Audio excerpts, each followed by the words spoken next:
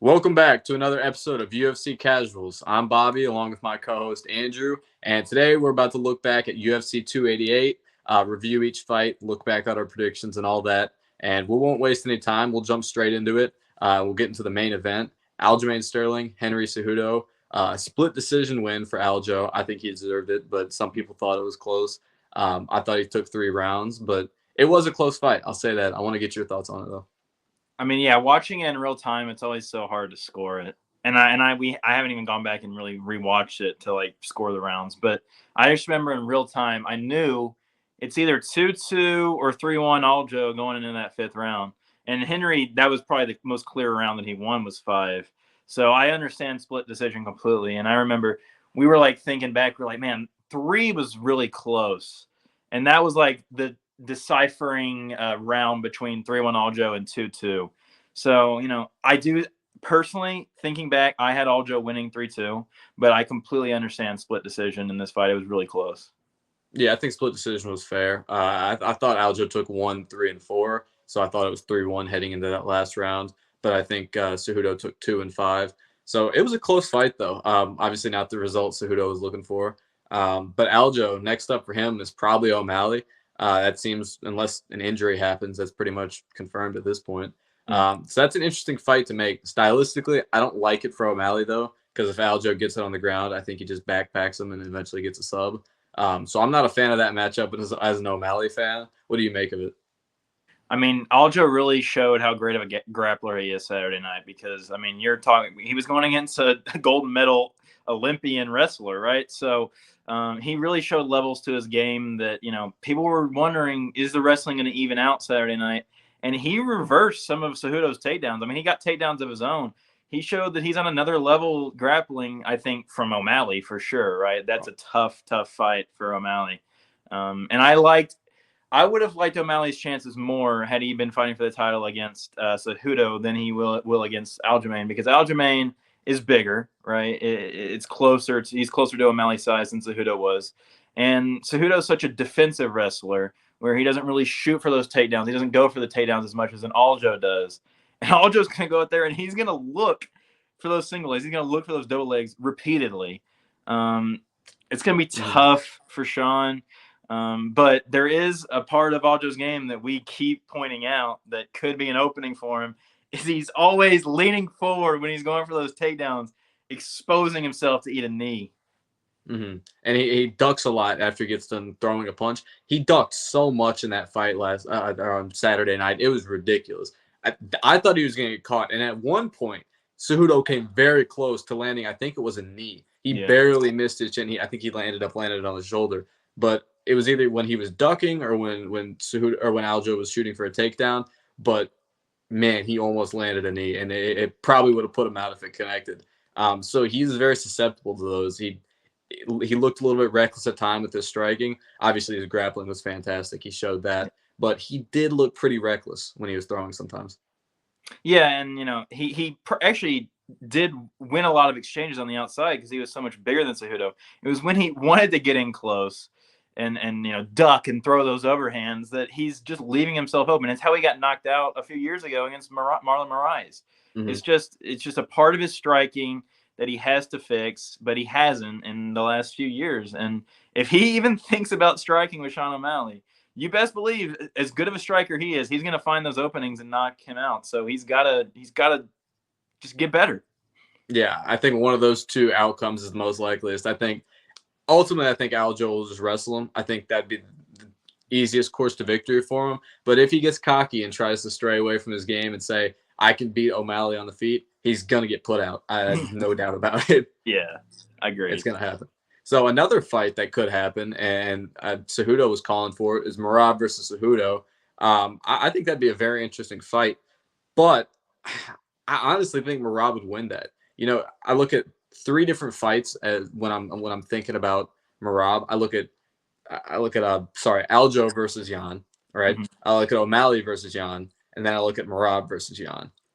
Merab versus Jan was the least close to the 3. That one was the biggest blowout by a mile. It was a 5-0 for Merab. So he's legit. I have no question about Merab, and I think his pace I Yeah. know Cejudo's great, but his pace might be a bit too much because he just overwhelms guys. Yeah, and it'll be tough for Marab to take him down. There's no doubt about that. We saw how good Henry's takedown defense was. I mean, those sprawls were insane. Yeah. He is such a good wrestler. It's crazy. I mean, to really kind of shut down Aljo at times in the grappling, we know how good he is at grappling, and he still had success. But some of those that takedown defense Saturday night was just crazy. And we know how many takedowns that Marab goes for. He might go 2 for 40 Hmm. against Cejudo. But if he does get those 2, that can be enough because his pace is so crazy. He just overwhelms these guys. And we know, Henry's striking didn't look great. It's tough to get in on a bigger guy at that weight class. Like, he's just so small for a bantamweight. So I agree, that's a tough fight. But I think it would be close because Cejudo's just so good. But that's a fight I want to see for sure. Absolutely. Some interesting matchups to look forward to at bantamweight. I'm excited for it. That's a stacked division, so there's a Yeah. lot that's going to be we're looking forward to in the future. My prediction on this fight, I had Cejudo by decision. It was close, but ultimately I agree with the decision victory for Aljo. Almost said Aldo. But yeah, I'm fine with the decision, although I was wrong with my prediction. And you had Cejudo by decision as well, correct? Yeah, I did as well. I thought he'd be able to get inside more and land those right hands. And I mentioned that he probably doesn't have the power to knock Aljamain out just because he's so big.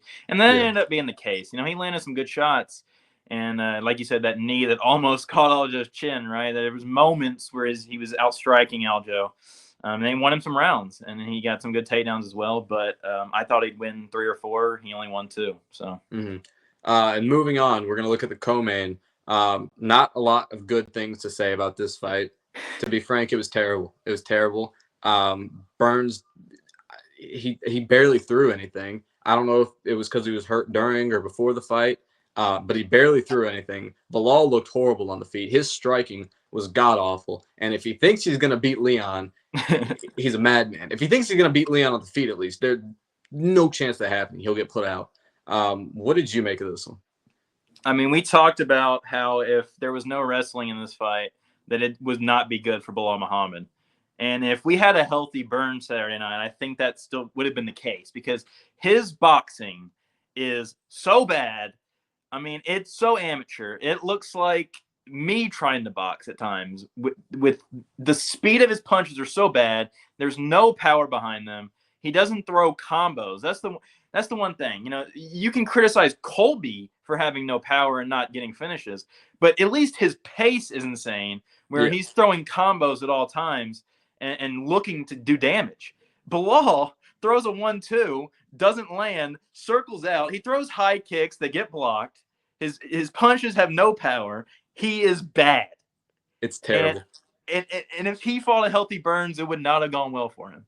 No, it wouldn't have. He probably would have gotten put out, but Burns wasn't throwing anything last night. Bilal, I mean, he cruised to victory. I don't know if the judges had it at 5-0. I wasn't even listening to the scorecard. I mean, we knew Bilal won, but I was so dejected from that fight. It was terrible. I mean, I was excited for that one because I was expecting, you know, like you said, I was expecting the wrestling to equal out, and then I thought Burns was going to work him on the feet, but he didn't do anything because I guess he was hurt. But Bilal, even against a hurt Gilbert Burns, he couldn't get a finish, and his striking was horrible, horrible. So he'll get that title shot. It'll happen. I don't think he deserves it. He'll get it though, and he won't win. He won't win. It's one of the most boring, not like just hard to watch 9-fight win streak of all time. You hear 9-fight win streak, you think, man, this guy's awesome. He's amazing. He clearly deserves a title shot, and maybe he does. But the fact that we're even saying, he probably deserves it, but we sure don't want to fucking watch it. I mean, that just tells you how bad he is to watch as a Yeah. fighter, and nobody wants to see him fight for the title. I agree with you. If he tries to strike with Leon, that would not go well.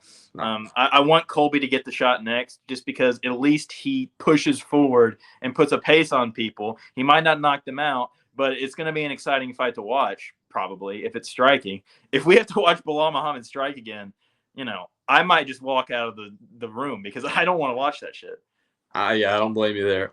We both had Burns by decision. I think that was without knowing. I still don't know if he got hurt during or before the fight. But regardless, yeah. Sorry, not Burns by decision. We had Burns by TKO. I had it in round 4. You had it in round 5. But still, yeah. Now Not what I expected to see, but that was without the context of him being hurt. So, yeah. Well, we did mention that, hey, maybe Burns shouldn't be taking these many fights in so few months. I Yeah, mean, you know, 3 week turnaround. yeah, 3 week. He fought on the last pay per view. yeah. So, it wasn't smart to maybe take this many fights in the span of as quickly as he did. I mean, he looked fine in those fights. He didn't look this bad in those fights, that's for sure. I don't know when this injury occurred, whether it was in the first round, and that's why he wasn't throwing as much, or if it was days or weeks before the fight in training or something. But if it happened before this fight, there's absolutely no reason he should have took it, because I mean that's such a crazy quick turnaround against a top 5 guy who we know is on a win streak. He wins fights. Yeah. So, if he got injured before this fight and still took it, that's a bad look for Burns. If it happened in the first round, that's shitty. And this fight just sucked. I don't even want to talk about it anymore. Terrible. Yeah, we won't talk about it anymore. We'll move on to a very exciting fight, although short. Yan Xiaonan versus Jessica Andrade. I am sorry, Yan. I am very sorry. She got the round 1 knockout on Andrade, and you called it. You called it. You said Andrade was going to go out there and throw. She was going to either get knocked out or knock her out. Mm-hmm. And she got too reckless too early and got caught with a clean right, and she got put out. That's as simple as it was. Wow. One of the worst predictions in this show's history, with you saying that Andrade is going to go out there and absolutely outclass her for 3 rounds. I mean, Yan, while she was on a losing streak and she had some, tough fights in the past with some close losses, she was a firecracker as well. And I just knew this fight reminds me of every Jessica Andrade fight in history, where it's just going to be a war, where they're going to go out there. It's just going to be straight, kickboxing, high paced, quick, because they're so small, but are pretty compact. Jessica Andrade, for a 5'1" lady, is compact and strong. So she goes out there to bang, and Yan capitalized on her aggressiveness and caught her with a mean right hand, flat on her back. I mean, it was pretty much over. Was there even any ground and pound? I don't remember. I think she jumped on and landed a couple, and then but it was probably over just from that right hand. They could have stopped it, because I mean she was flat out, and good win for Yan there. She's looking good. Yep, and she'll get that title shot most likely pretty soon against Zhang Weili. I'd say a deserving one too. Yeah, first ever 2-person Chinese title fight in the UFC. That's going to be interesting. I'm looking forward to that. Definitely exciting. I had I don't even want to say my prediction. I'm ashamed, but I had Andrade by a convincing decision. I was wrong there. You had Andrade by decision, but at least you gave more credit to Yan than I did. Right. So, yeah. Moving on. Fight of the night honors for this one: Evloev versus Lopez. Although Evloev won, I want to give a minute to say incredible performance by Lopez. Short notice fight, debut, top 10 opponent, pay-per-view card. Yeah, and he put on a show. He looked great. I agree that he lost the fight, but he came very close with a couple submissions at the end of round 1 and round 3. He almost did it. He wasn't able to finish the job, but for all that was stacked against him, and how big of an underdog he was, he came out there. He looked great. But props to Evloev. Good decision win. He looked great. His striking, he looked very powerful too. But great fight by both men. Yeah, I mean, like you kind of shit on Yan in the last fight. I was kind of down on Diego Lopez in this fight just because it's his first UFC fight. I really knew absolutely nothing about the guy. I mean, he lost on the Dana White Contender Series. If you're not winning that fight to get into the UFC, how good are you? And he had a top 10 opponent in the weight class for his first ever fight. It was just all the odds were stacked against him, right? I mean, it was a tough first opponent. And, man, that armbar in the first round, that was in. I mean, Russians are crazy. They just refuse to tap because Evloev, I mean, he was grimacing with those subs in the first and third. I mean, they hurt, and he refused to tap. I mean, great resilience from him as well. I mean, big praise for Lopez, but big praise for Evloev as well. I mean, this was just a good fight. It deserved fight of the night for sure. Yeah, compared to the co-main event, we have nothing but good to say about both fighters. Great fight, and it deserved fight of the night honors. So good on them for getting their bonuses. And Lopez should be signed, no question about it. If he looked that good against a top 10 opponent in his debut, no question that he deserves a contract. No doubt. And I think I saw Dana talking to him after the fight. He got his a win bonus as well. he said, "Man, the performance you put on in your debut against a top 10 guy, you deserve all the money we can give you." So they paid him good, and like you said, sign that man. Good performance. I want to see him again for sure. Absolutely. And then we'll finish this off with the first fight of the main card: Kron Gracie versus Charles Jourdain. Gracie looked about as we expected, very one-dimensional. As Dana White said, it looks like he came out of a time capsule from 1995. He didn't have anything on the feet. It was tough to watch. He would just kind of walk forward and eat punches, and occasionally shoot for a takedown. That would be unsuccessful. But with how one-dimensional he is, it doesn't work in the UFC. It just doesn't work. So, and Jourdain, obviously, he won that 3-0, and deservingly so. But I think I wasn't impressed by how Jourdain won. With how non-existent Gracie's striking was, I thought he should have got a finish, but he wasn't able to. I want to get your thoughts on this fight. Yeah, Jourdain should have piled it on more than he did, but I understand not wanting to get close to someone that good when they can just jump for your arm and, flying triangle. Who knows, right? Leg locks. Yeah. I mean, they exist. So, Jourdain was definitely cautious, but he did what he needed to do to win this fight, which was, stay away from the ground. And really, at times, he didn't even stay away from the ground. I mean, he was content sitting on top guard. I mean, he's good at jiu-jitsu too. So,